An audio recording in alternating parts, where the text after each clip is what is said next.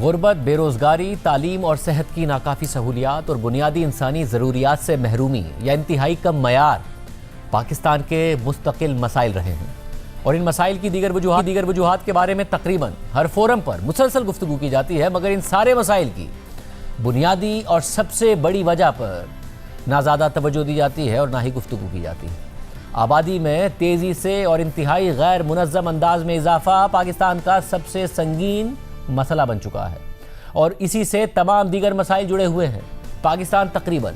25 करोड़ आबादी के साथ दुनिया का 5वां बड़ा मुल्क है और हमारी आबादी में सालाना इजाफे की शरह 2.55% है, जो आलमी शरह से 3 गुना ज़्यादा है। इस शरह के हिसाब से पाकिस्तान की आबादी में हर साल 60 लाख अफराद का इजाफा हो जाता है, जो न्यूजीलैंड की कुल आबादी से ज़्यादा है। आबादी में तेज़ी से इजाफे से मुल्क में पहले से मौजूद वसाइल और इंफ्रास्ट्रक्चर पर शदीद दबाव पड़ता है और पहले से मौजूद मसाइल मज़ीद संगीन हो जाते हैं या नए मसाइल खड़े हो जाते हैं। आबादी में तेज़ी से इजाफे का मतलब है खुराक, सेहत, रोज़गार और इंफ्रास्ट्रक्चर जैसी ज़रूरियात की तलब में तेज़ी से इजाफा हो जाना और वसाइल और ज़रूरियात का अदम तवाज़ुन पैदा हो जाना, जिसका सामना पूरे ख़ानदान को भी करना पड़ता है और मुल्क और मुआशरे को भी। जैसे कि पाकिस्तान की आबादी में इजाफे की शरह 2.5% से भी ज़्यादा है और पॉपुलेशन काउंसिल के अदाद शुमार बताते हैं कि अगर आबादी में इजाफे की शरह 2% रहे तो 2040 तक पाकिस्तान में मजीद 1 करोड़ 55 लाख घरों की ज़रूरत पड़ेगी, 10 करोड़ 40 लाख नौकरियों की ज़रूरत पड़ेगी, 57,000 मजीद प्राइमरी स्कूल्स की ज़रूरत पड़ेगी। पानी की कमी का मसला मजीद संगीन हो जाएगा। हाल ही में वज़ीर ख़जाना मोहम्मद औरंगज़ेब ने आबादी में इजाफे की शरह पर तशवीश का इज़हार करते हुए कहा था कि अगर 2.5% के हिसाब से आबादी में सालाना इजाफा होता रहा तो आने वाले सालों में पाकिस्तान की आबादी 40 करोड़ हो जाएगी। बताया जाए कि ऐसी सूरत हाल में कौन ये मुल्क चला सकेगा। वज़ीर ख़जाना ने गुज़िश्ता दिनों भी कहा था कि आबादी में तेज़ी से इजाफा और मौसमियाती तब्दीली पाकिस्तान के वजूद के लिए 2 बड़े चैलेंज हैं, जिन्हें हल किए बगैर पायदार मुआशी तरक्की मुमकिन नहीं है। लिहाजा ये हालात वाज़ेह कर रहे हैं कि पायदार पॉपुलेशन ग्रोथ का हुसूल अब नागुज़ीर हो गया है, जिसके लिए हर सूरत में आबादी को मैनेज करके ख़ानदान, मुल्क और मुआशरे के वसाइल और ज़रूरियात में तवाज़ुन लाना होगा। और ये तवाज़ुन आता है वक्फे से, जो ना सिर्फ ख़ानदान और मुआशरे की ज़रूरत है बल्कि उलमाए कराम की मुत्तफ़िक़ा राय के मुताबिक हमारे दीन की भी इसी तरह की तालीमात हैं।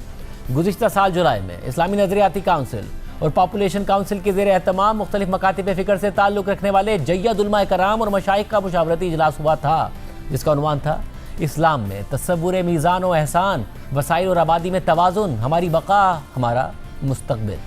इजलास के अख्तिताम पर तमाम उलमाए कराम की जानिब से मुश्तरका तौर पर एक एलामिया जारी किया गया। इस एलामिये में मुख्तलिफ मकातिब फ़िक्र के 37 उलमा व मशाइख के दस्तखत हैं। एलामिये के मुताबिक इजलास का बुनियादी मकसद ख़ानदानी निज़ाम की हिफाजत, माँ और बच्चे की सेहत और बढ़ती हुई आबादी के इस्लामी और आइनी पहलुओं पर गौर व खौस करना और एक इज्तिमाई हिकमत अमली तरतीब देना था। कुरान मजीद और सुन्नत नबी सल्लल्लाहु अलैहि वसल्लम ने इंसान की जान और नस्ल की हिफाजत को बुनियादी मकासिद शरीयत में से एक करार दिया है। लिहाजा इंसानी ज़िंदगी का तहफ़्फ़ुज़, माँ और बच्चे की सेहत की बेहतरी और ख़ानदानी फलाह एक इस्लामी ज़िम्मेदारी है। शरई उसूलों को मद्देनज़र रखते हुए बच्चों की पैदाइश में मुनासिब वक्फ़ा बच्चों की सेहत के तनाजुर में वालिदैन का फ़र्ज़ मनसबी बनता है। हाँ, ये बात पेश नज़र रहे कि कोई गैर शरई तरीक़ा इख्तियार ना किया जाए और ना कोई ऐसा तरीक़ा इख्तियार किया जाए जिसके तिब्बी नुकसानात हों। इलामे के मुताबिक मुल्क के तमाम मकातिब फ़िक्र से ताल्लुक़ रखने वाले जय्यद उलमाए कराम इस बात पर मुत्तफ़िक़ हैं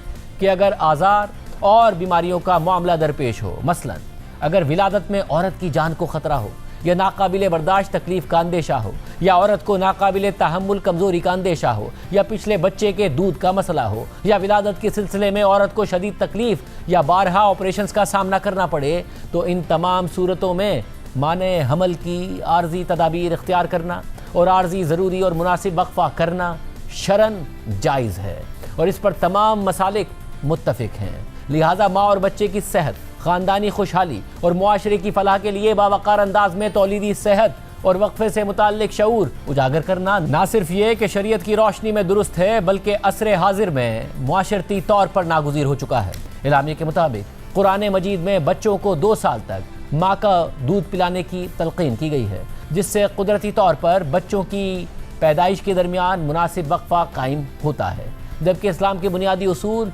मीज़ान पर मबनी कौमी बयानिया यानी तवाज़ुन भी आबादी और वसाइल के दरमियान एतदाल कायम करने पर जोर देता है, जिसके मुताबिक वालिदैन जिम्मेदारी का मुजाहरा करें कि बच्चे पैदा करने के साथ साथ उन बच्चों को सेहत और मुनासिब परवरिश और तरबियत जैसी बुनियादी सहूलियात जो उनका हक है फराहम कर सकें। आइन के तनाजुर में भी रियासत पर लाजिम है कि वो अवाम की फलाह और बहबूद, मयारी सेहत और तालीम और ख़ानदानी तहफ़्फ़ुज़ को यकीनी बनाए। इसी तनाजुर में आबादी का तवाज़ुन, सेहतमंद नस्ल और ख़वातीन की शिरकत एक कौमी जिम्मेदारी है। एलामे के मुताबिक उलमाए कराम इस कौमी और दीनी फरीज़े को अदा करने के लिए पुरज़म हैं कि वो हर सतह पर अवामुन्नास में फ़हम और आगाही पैदा करें, गलत फहमियों का इजाला करें और मुआशरे को इस्लामी और तिब्बी बुनियादों पर ख़ानदानी फलाह की तरफ रहनुमाई फराहम करें। रियासत और हुकूमती जिम्मेदार इदारों को तजवीज़ दी गई है कि वो सूबाई और ज़िलाई सतह पर भी उलमा को तवाज़ुन के इस कौमी बयानिए के बारे में आगाही फराहम करते हुए उनके साथ मुशावरती सिलसिला शुरू करें ताकि उन्हें दीगर उलमा की भी ताईद हासिल हो और मेहराब व मिंबर से ये पैगाम अवाम तक पहुँचाएँ। इसी सिलसिले में मीर खलीलुर रहमान फाउंडेशन जंग और जियो के तमाम प्लेटफॉर्म से बाकायदा मुहिम शुरू कर रही है, जिसका नाम वक्फा है। हम भी अपने प्रोग्राम के ज़रिए अवाम को इस हवाले से आगाही फराहम करते रहेंगे। इस मुहिम का साथ दें और इसका हिस्सा बने, क्योंकि वक्फा आपकी फलाह और पाकिस्तान की बका है।